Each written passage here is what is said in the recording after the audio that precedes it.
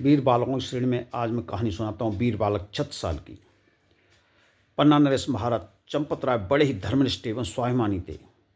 इन्हीं के यहाँ विक्रम संवत 1706 में बालक 36 साल का मोर पहाड़ी के जंगलों में जन्म हुआ। उस समय मुगल सम्राट शाहजहां की सेना चारों ओर से डेरा डाली हुई थी। छिपे रहना आवश्यक समझकर पुत्र के जन्म पर भी महाराज ने कोई उत्सव नहीं मनाया। एक बार तो शस्त्र इतने नज़दीक आ गए थे कि लोगों को प्राण बचाने के लिए इधर छिपने को भागना पड़ा और इस भागदौड़ में शिशु 36 साल अकेले ही मैदान में छूट गए। किंतु जैसा कहते हैं, जाको राखे साइयाँ मार सके ना कोई, बाल न बांका कर सके जो जग बैरी होए। बालक 36 साल पर शस्त्रों की दृष्टि नहीं पड़ी। भगवान ने शिशु की रक्षा कर ली। 4 वर्ष की अवस्था तक इन्होंने नलिहाल में रहना पड़ा और फिर केवल 7 वर्ष की अवस्था तक पिता के साथ रह सके। 5 वर्ष की अवस्था में श्री राम जी के मंदिर में उन्होंने भगवान राम लक्ष्मण को मूर्तियों को अपना जैसा बालक समझकर उनके साथ खेलना चाहा और कहते हैं भगवान भी इनके साथ खेला करते थे। पिता की मृत्यु के पश्चात 13 वर्ष की अवस्था तक 6 साल को ननिहाल में रहना पड़ा। इसके बाद वे पन्ना चले आए।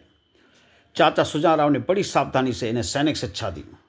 अपने पिता का शौर्य 6 साल को पैतृक संपत्ति के रूप में प्राप्त हुआ था। अपने जीवन में उन्होंने पिता के संकल्प को पूर्ण किया। पन्ना राज 6 साल को पाकर धन्य हो गया। दिल्ली के सिंहासन पर औरंगजेब बैठ चुका था। उसके अन्याय का दौर सारे देश को आतंकित कर रहा था।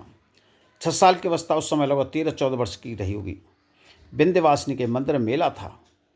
चारों ओर चहल कदम थी। दूर से लोग भगवती के दर्शन करने के लिए आ रहे थे। महाराज सुजानराव बुंदेले सरदारों के साथ वार्तालाप करने में व्यस्त थे। युवराज 36 साल ने जूते उतारे, हाथ पैर धोए और एक डलिया लेकर देवी की पूजा करने के लिए पुष्प चुनने वाटिका में चले गए। उनके साथ उसी अवस्था के दूसरे राजपूत बालक भी थे। पुष्प चुनते हुए कुछ दूर निकल आए।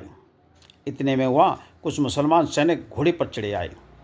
पास आकर वे घोड़ों से उतरे और बच्चों से पूछने लगे, विंध्यवासिनी का मंदिर किधर है? 6 साल ने पूछा, क्यों, तुम्हें क्या पूजा करनी है? मुसलमान सरदार ने कहा, छे, हम तो मंदिर को तोड़ने आए हैं। 6 साल को गुस्सा आ गया। उसने फूलों की डलिया दूसरे बालक को पकड़ाई और गरज उठे, मुँह संभाल कर बोल, फिर ऐसी बात कही तो जीभ खींच लूँगा। सरदार हंसा और बोला, तू भला क्या कर सकता है और तेरी देवी भी? लेकिन बेचारे का वाक्य पूरा भी नहीं हुआ कि 6 साल की तलवारों को छाती में होकर पीछे तक निकल गई। वहाँ युद्ध छिड़ गया। पुष्प वाटिका में जिन बालकों के पास तलवारें नहीं तो वे तलवार लेने के लिए दौड़े। मंदिर में इस युद्ध का समाचार मिला। राजपूत ने कवच पहने और तलवार संभाली, किंतु उन्होंने देखा कि युवराज 36 साल एक हाथ में रक्त से भीगी तलवार तथा दूसरे फूलों की तलियां हंसते हुए चले आ रहे थे। उनके वस्त्र रक्त से लाल हो रहे थे। अकेले युवराज ने 7 सैनिकों को भूमि पर सुला दिया था। महाराज सुजानराव ने 6 साल को हृदय से लगा लिया। भगवती विंध्यवासिनी अपने सच्चे पुजारी के आज के शौर्य पुष्प पाकर प्रसन्न हो गई। इसलिए कभूषण ने कहा कि साहू को सराहूं या सराहूं 36 साल को। ऐसे थे वीर बालक 36 साल।